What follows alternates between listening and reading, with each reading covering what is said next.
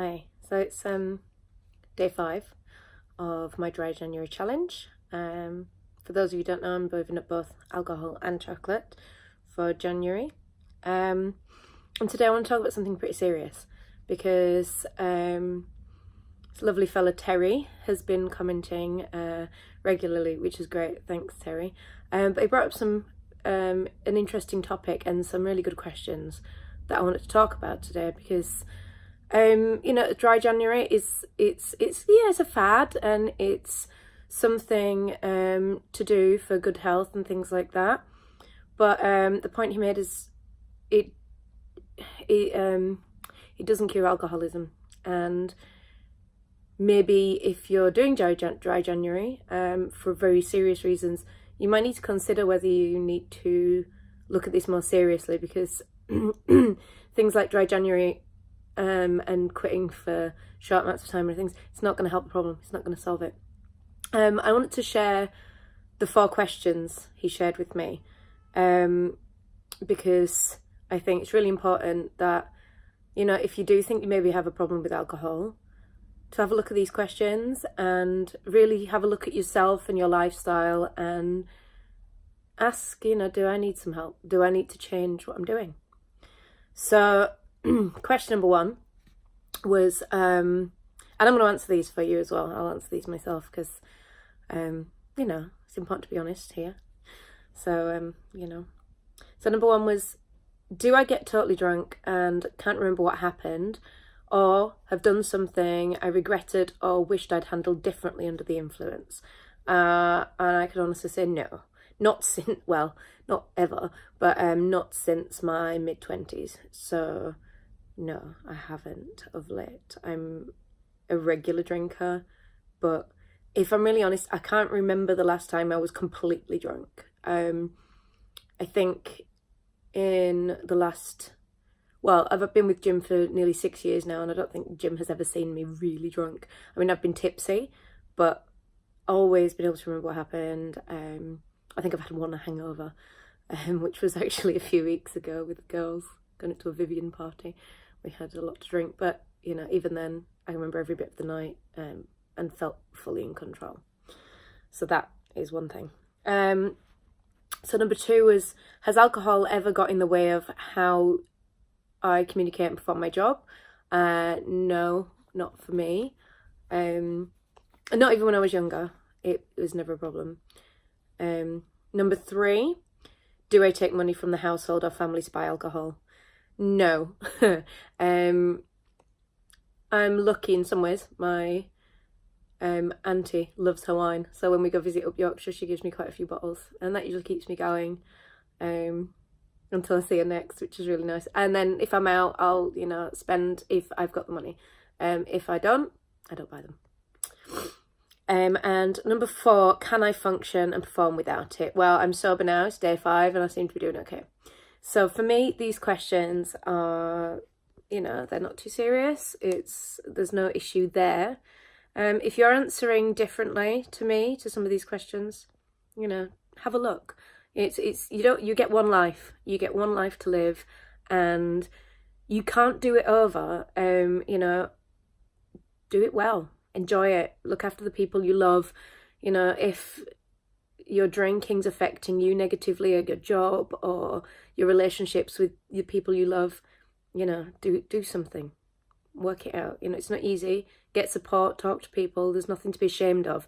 And on the subject, just because obviously I sound like, oh, I don't have any problems. It's great. I do have things I struggle with, and I want to share that too, because I'm talking about a really serious issue, and I've had things I've dealt with myself.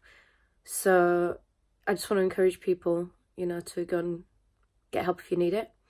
So my issue is when I was in my early 20s, I was diagnosed with bipolar disorder. And it really showed back then. I got myself into ridiculous amount of debt, which my dad had to bail me out for, something I'm not very proud of. I've had suicidal moments in my life. I made a lot of bad choices. you know, bad relationships. So there was some really dark times in my past. Being diagnosed with bipolar was a big deal for me, because I think growing up, it was always obvious I was different. There was something really different about me. I probably am more manic than I am depressive. The mania is the harder thing for me. It's not for everyone. The depression can be harder. For me, the mania is harder because it makes me into a really odd person. And when it gets really bad, I know that I'm difficult to be around, and it's not a lot of fun. But the diagnosis was great, because once I had sort of like I say a name to put to it, but you know, I'm not a big fan of labeling issues, because my bipolar looks very different and feels very different to, you know, the next person's bipolar, and then different to the next. So it's all different. It always comes out, everything, you know, everything comes out differently. Everyone experiences depression differently, alcoholism, drug addiction, bipolar, you know, mental disorders. People experience them very differently, even if it's got the same name. So, you know, putting labels on it is something that it's a bit of a pet hate of mine, because there's a lot of issues with that. You know, people can actually feel like they're more sick than they are. You know, it can put you down the route of the drugs route. I'm not a fan of drugs, not recreational or prescription. I have my reasons, you know. They do have their place. You know, obviously, if you've got some kind of infection, drugs are great, because that's how we get rid of it. You know, I'm not stupid. But I think that they are very, very overused in mental health. And personally, my journey with bipolar is I have never medicated. I did medicate when I was younger. I was given antidepressants, which for somebody who's bipolar is not a good thing. That made me into a crazy person. So they didn't last. You know, there are medications for bipolar, but I've never taken any. I choose to medicate with a lot of different things. Sleep regulation is a really big deal for me. If I don't sleep enough hours, weirdly, I become more and more manic. So my energy levels go up and up and up. It's like my body overcompensates. So I need 8 hours sleep. And I have a lot of different ways I have regulated my sleep. That's very important to me.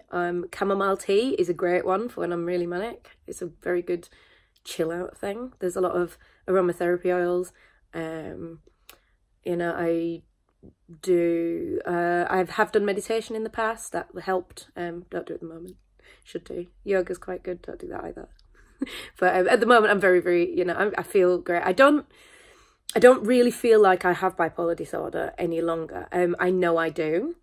It's important to know.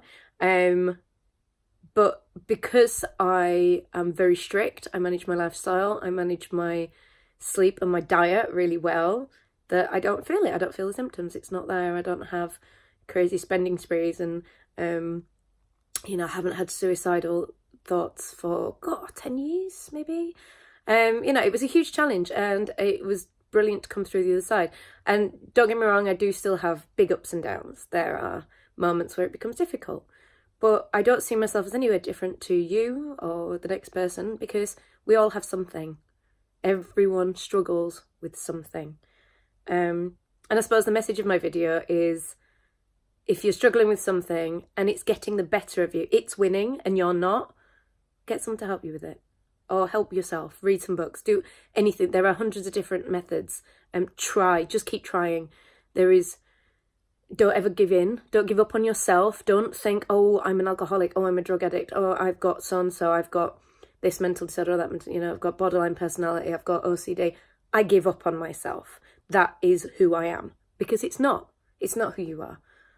You can win. You can manage it. It might always be a part of who you are, but it isn't you. It doesn't define you.